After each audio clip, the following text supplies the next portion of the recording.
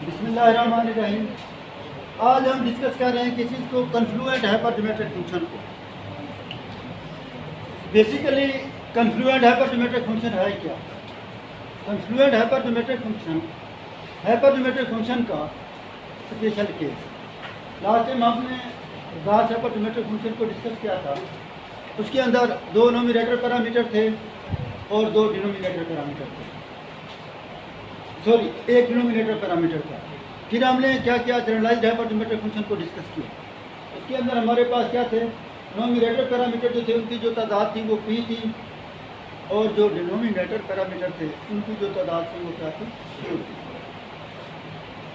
तो आपके पास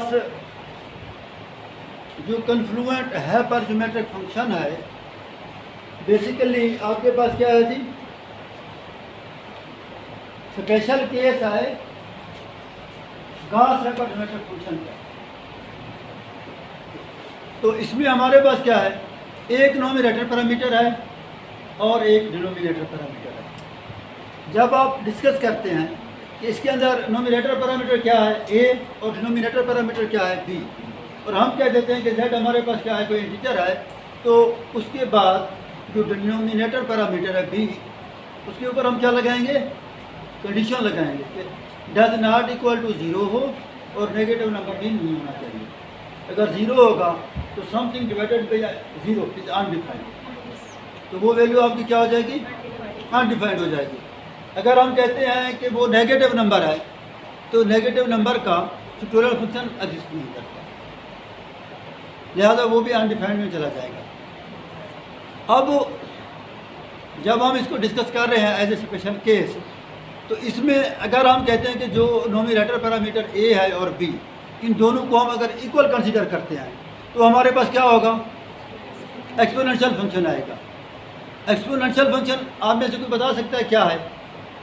फंक्शन के बारे में कोई डिटेल से पढ़ा है? फंक्शन क्या है, उसकी कितनी टाइप्स हैं? डेली हम कोई ना कोई फंक्शन डिस्कस करते हैं।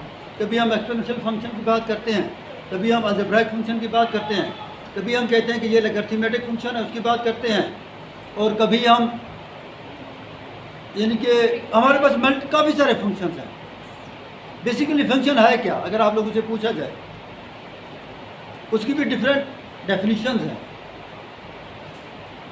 सबसे पहले जब लेबनीज़ ने उसको इजाद किया था या डिस्कवर किया था या बताया था फंक्शन के बारे में, तो उसने कहा था कि जब एक क्वांटिटी किसी दूसरी क्वांटिटी के ऊपर डिपेंड करती है तो फंक्शन कहलाती है।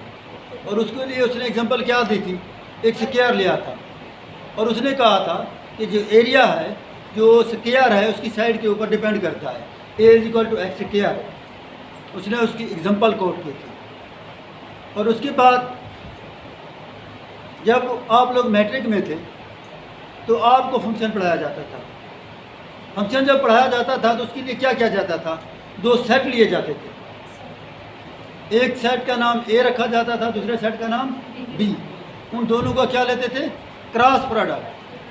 क्रॉस प्रोडक्ट के अंदर क्या होते थे, ऑर्डर्ड पेयर होते थे। अगर वो जो क्रॉस प्रोडक्ट था उसके जो ऑर्डर्ड पेयर थे, वो जो ऑर्डर्ड पेयर अब वो जो ऑर्डर्ड पेयर हुआ, हम कहते थे कि A क्रॉस B का हर तहती सेट, जिसे एक बार यूज़ किया जाता था उर्दू में, या सब सेट जिसे हम कहते थे, या हर एलिमेंट क्या कहलाता था, रिलेशन। और सारे रिलेशन फंक्शन नहीं कहलाते थे। उनके अंदर वो जो रिलेशंस थे, जो मखसूस किस्म के रिलेशन थे, जो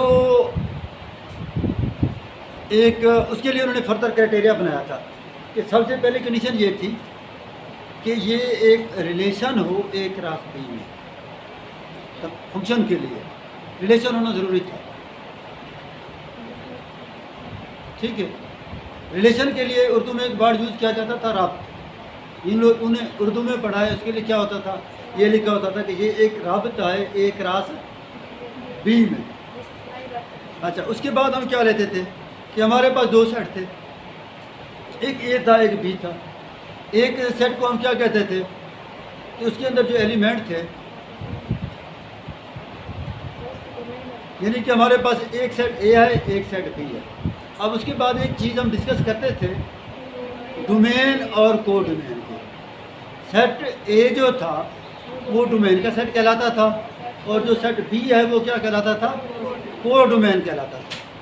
तो वो जो आप रब्त सेलेक्ट करते थे उसमें से आप कहते थे कि उसका हर एक एलिमेंट, ठीक है ना, या जो आपने वो ली है वो आपने किसके बराबर है, सेट ए के बराबर है, जिसे हम डोमेन कहते थे। या सिंपली बच्चों को समझाने के लिए टीचर ये कह देते थे कि जो ऑर्डर्ड पेयर हैं उनके जो फर्स्ट एलिमेंट का सेट बन रहा है वो अगर डोमेन के बराबर है, सेट ए के बराबर है, तो ये एक फंक्शन है। ठीक है, उसके लिए जो डोमेन, अब उस वो जो रिलेशन था उसके अंदर जो दूसरे एलिमेंट थे बेसिकली ऑर्डर्ड पेयर में था। एक आपके पास क्या कहलाता है, एक्स कहलाता है ऑर्डर्ड पेयर में, दूसरा क्या कहलाता है, वाई। अब जो वाई वाले एलिमेंट थे अब वो क्या कहलाते थे, रेंज कहलाते थे। रेंज जो थी वो आपकी जो को डोमेन है उसके इक्वल भी हो सकती है, नहीं भी हो सकती।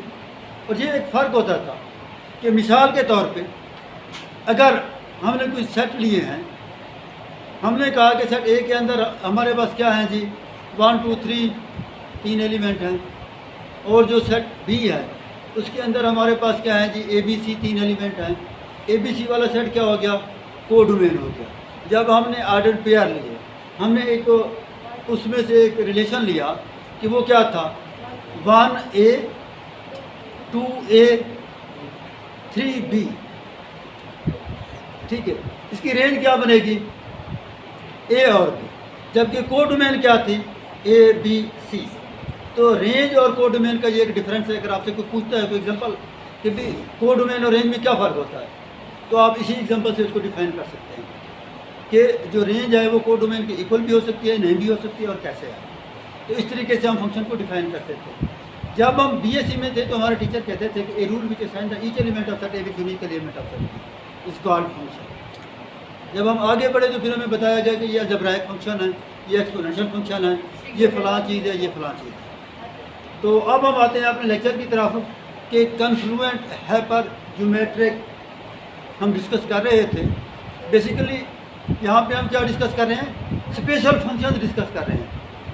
ऐसे है ना, हमारा जो सब्जेक्ट है स्पेशल फंक्शंस है ना। आपको फंक्शन के बारे में आइडिया तो होना चाहिए। अगर फंक्शन के बारे में आइडिया नहीं होगा तो आप कैसे बताएंगे ये जो फंक्शन है वो स्पेशल है। तो इसमें आज का जो हमारा टॉपिक है वो क्या है जी, hypergeometric function, confluent hypergeometric function. तो उसकी जो बेसिक प्रॉपर्टीज़ हैं वो भी हम डिस्कस करते हैं। तो जब भी हम किसी फंक्शन को लेते हैं तो सबसे पहले हमारा टारगेट क्या होता है,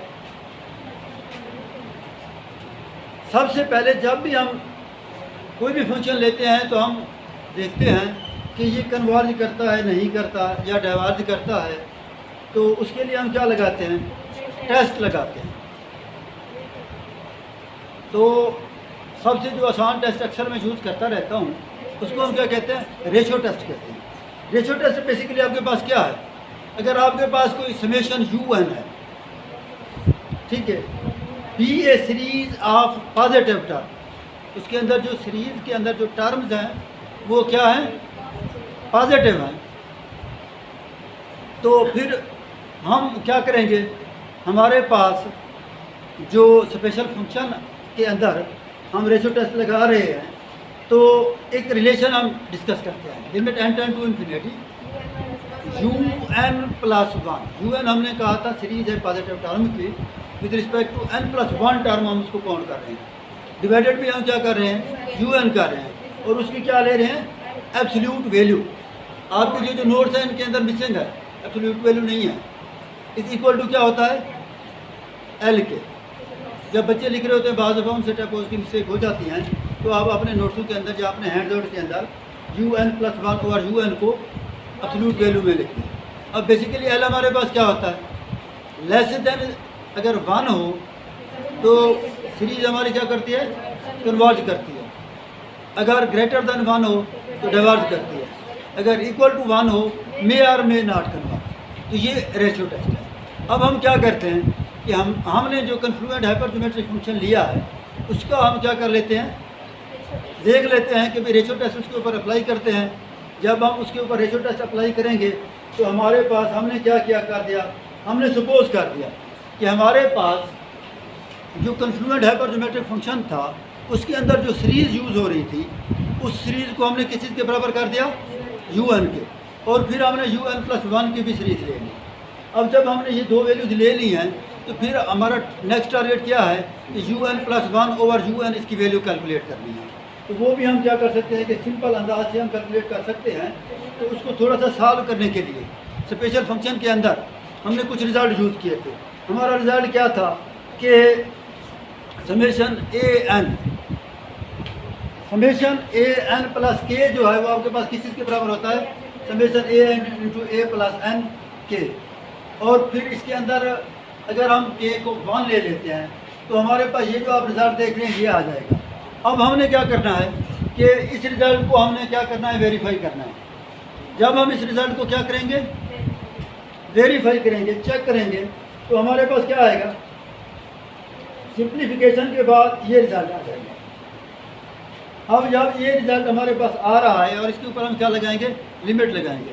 limit n tend to infinity करेंगे तो n से कैंसिल हो जाएगा, और जब इसकी वैल्यू डालेंगे तो हमारे पास रिज़ल्ट क्या आ जाएगा, 0, क्योंकि something divided by infinity is equal to 0। Something divided by infinity is equal to 0, तो ये 0 हो जाएगा। 0 अब 1 से लेस है, ग्रेटर है, क्या है, जो कि हमारे पास क्या है, लेस देन 1 है। लेस देन 1 है तो हमारी जो सीरीज है वो क्या करती है, कन्वर्ज करती है। वेरी गुड, ये एक रिजल्ट था जो हमने डिस्कस कर लिया। फिर लास्ट टाइम जब हमने गॉस हाइपरजोमेट्रिक फंक्शन को पढ़ा था तो हमने उसकी इंटीग्रल फॉर्म को डिस्कस किया था। सिमिलरली उसी पैटर्न के तहत उसी मेथडोलॉजी को यूज़ करते हुए हम क्या करते हैं, उसकी इंटीग्रल फॉर्म डिस्कस करते हैं। जब हम उसकी इंटीग्रल फॉर्म डिस्कस करेंगे तो हमारे पास जो हाइपरजोमेट्रिक फंक्शन है, इंटरेस्टिंग बात ये है कि इसके अंदर भी एक टाइपोज मिस्टेक है इस रिज़ल्ट के अंदर जो आपके सामने है। यहाँ पे ये जो ए लिखा हुआ है, ए के ऊपर गैमा फंक्शन आना था जो हमने मिस किया हुआ है। अगर आप इसके ऊपर गौर करेंगे तो ये हमारे पास क्या है जी, gamma B over gamma B minus A into gamma A होना चाहिए था। इंटीग्रल जो है वो हमारे पास क्या है, 0 to 1 है। लास्ट टाइम हमने थोड़ी सी डिस्कशन इंटीग्रल के बारे में भी की थी कि ये जो इंटीग्रल हम यूज़ कर रहे हैं ये कौन सा इंटीग्रल है, रीमानियन इंटीग्रल है, कंटूर इंटीग्रल है, डेफिनेट इंटीग्रल है, इंडेफिनेट इंटीग्रल है, प्रॉपर इंटीग्रल है, कौन सा इंटीग्रल है। जब भी आप किसी चीज़ को देखते हैं कि उसके ऊपर गौर करें, कंपैरेटिव स्टडी करें। तो ये जो हमारे पास इंटीग्रल है क्या है, डेफिनेट है। डेफिनेट इंटीग्रल के लिए लिमिट का होना ज़रूरी है। उसके अंदर फिर दो कैटेगरीज होती हैं, एक आपकी लिमिट क्या होती है, डिफाइंड होती है, एक अनडिफाइंड होती है। आपकी दोनों लिमिट या दोनों में से एक लिमिट अनडिफाइंड हो तो वो क्या होता है, इम्प्रॉपर इंटीग्रल होता है। अगर दोनों लिमिट क्या हों, डिफाइंड हों, तो वो क्या कहलाता है, इम्प्रॉपर कहलाता है। जब हम डिस्कस करते हैं इन चीज़ों को तो फिर हमारे पास फर्दर कैटेगरी आ जाती है। हम एक वर्ड यूज़ करते हैं, रीमान इंटीग्रल के, अक्सर हम डिस्कस करते रहते हैं। आप लोग भी इधर से सुनते हैं और इस तरफ निकाल देते हैं। अगर मैं किसी से अचानक पूछ लूँ कि जी रीमान इंटीग्रल क्या है, या आपसे कोई बंदा पूछ ले, तो बड़ी इंटरेस्टिंग बात ये भी आई है कि आप पूरी क्लास बैठे हुए हैं, आप लोगों का इंटरेस्ट लेवल चेक करने के लिए आपसे अगर एक क्वेश्चन किया जाए कि जो सेमेस्टर 4 था उसके अंदर आप लोगों ने कौन से सब्जेक्ट पढ़े थे, तो आप बता सकते हैं, आप बता सकते हैं। जो बता सकता है वो अपना हैंड रेज करे। कोई बच्चा जो ये बता सकता हो कि हमने हमारा जो दूसरा सेमेस्टर था उसके अंदर कौन कौन से कोर्सेज पढ़े थे, कोई है ऐसा जो ये बता दे। 4th सेमेस्टर में आप देखें, आप लोग माशाअल्लाह आपका 8वां सेमेस्टर है, डिग्री कंप्लीट होने वाली है। आपसे ये नहीं पूछा जा रहा है कि फलां चीज़ क्या है, आपसे मैं ये क्वेश्चन कर रहा हूँ कि आप लोगों ने कौन कौन से सब्जेक्ट पढ़े थे, और आप लोगों का इंटरेस्ट ये शो कर रहा है कि आप में से किसी भी बंदे ने हैंड रेज नहीं किया। कोई बंदा ये नहीं बता सकता कि हमने कौन से पढ़े थे, जबकि हम जब एमएससी करते थे तो आज भी आप लोग पूछ लें कि कितने सब्जेक्ट आपने एमएससी में पढ़े थे, पार्ट फर्स्ट में कितने थे, सेकंड में कितने थे, और किस सब्जेक्ट में आपके क्या क्या नंबर थे। मैं आज भी आपको बताने को तैयार हूँ। इंटरेस्ट लेवल की बात है। जब हम एफएससी में थे हमारे सिलेबस के अंदर डिफरेंट स्टोरीज होती थी। आज भी अगर हमसे कोई पूछता है कि भाई आप लोगों ने कौन कौन सी स्टोरीज पढ़ी हुई थी, उनके क्या क्या मतलब थे, उनके मकासद क्या थे, तो वो भी हम बता सकते हैं। फिर कभी कभी जब ये क्वेश्चन मैं बच्चों से करता हूँ तो उसमें हमारे पास एक स्टोरी होती थी, स्टीफन ट्राउट, उसका उन्वान था। तो वो बड़ी एक इंटरेस्टिंग थी। कभी कभी मैं सोचता हूँ कि आज से 20-40 साल पहले भी इस तरह के लोग अवेलेबल थे जिस तरह हम हैं। उसमें ये है कि जो राइटर था वो एक रिवर साइड पे जाता है। रिवर साइड पे जब जाता है तो वहाँ पे उसको एक शोकेस के अंदर एक बहुत बड़ी मछली नजर आती है। वो उसको बड़े गौर से देख रहा होता है। वहाँ पे बैठा एक बंदा कहता है, ये मछली तो मैंने पकड़ी थी जब मेरी जवानी थी। फिर वो बंदा चला जाता है।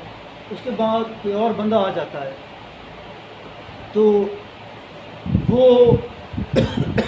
फिर जो मेहमान बैठा होता है उसको कहता है कि मैं आपको इस मछली की कहानी सुनाऊं। तो कहते जी सुना दो। कहते जब हम बच्चे थे हम रिवर साइड पे गए थे, हमारा एक स्कूल का ट्रिप था, तो हमने मछलियाँ पकड़ने के लिए सपोज करें कि जाल लगाई, तो उसके अंदर एक बहुत बड़ी मछली आ गई। हमने बड़ी मुश्किल से निकाली, तो ये मछली हमने नहीं पकड़ी थी, इस तरह पकड़ी थी। तो उसके बाद कोई और बंदा आ जाता है और वो अपनी अलग से कहानी बयान करता है कि ये मछली हमने पकड़ी थी। उसके बाद क्या आता है, वो जो गेस्ट हाउस था उसका एक ओनर आ जाता है और वो मेहमान बैठा है, अगर अभी सोच रहा होता है इस बारे में कि भाई ये कहानी क्या चल रही है। वो कहते नहीं, ये तो मैंने पकड़ी थी और मैंने अपने गेस्ट हाउस में रख दी है। वो मज़ीद हैरान रह जाता है कि भी जो भी बंदा आता है इसकी रियलिटी क्या है। वो उस मछली के करीब हो जाता है, उसको देखने की कोशिश करता होता है, चेयर के ऊपर चढ़ के उसको देख रहा होता है, स्लिप होता है, शो के ऊपर गिरता है, मछली भी गिर जाती है और पता चलता है कि वो प्लास्टिक ऑफ पैरिस की बनी है। मतलब ये एक राइटर ने एक तखय्युल दिया था कि लोग आते हैं आपके पास, डिफरेंट कहानी लेके आते हैं। वो जो कहानी है उसको डिस्क्राइब करने के लिए। और आजकल के माशरे में मैं ये चीज़ नोट कर रहा हूँ, एक बंदा आपके पास आएगा, एक कहानी डालेगा, दूसरा बंदा आएगा वो और कहानी डाल जाएगा, तीसरा बंदा आएगा वो और कहानी डाल जाएगा, लेकिन उन सब में रियलिटी उन सब में नहीं होती।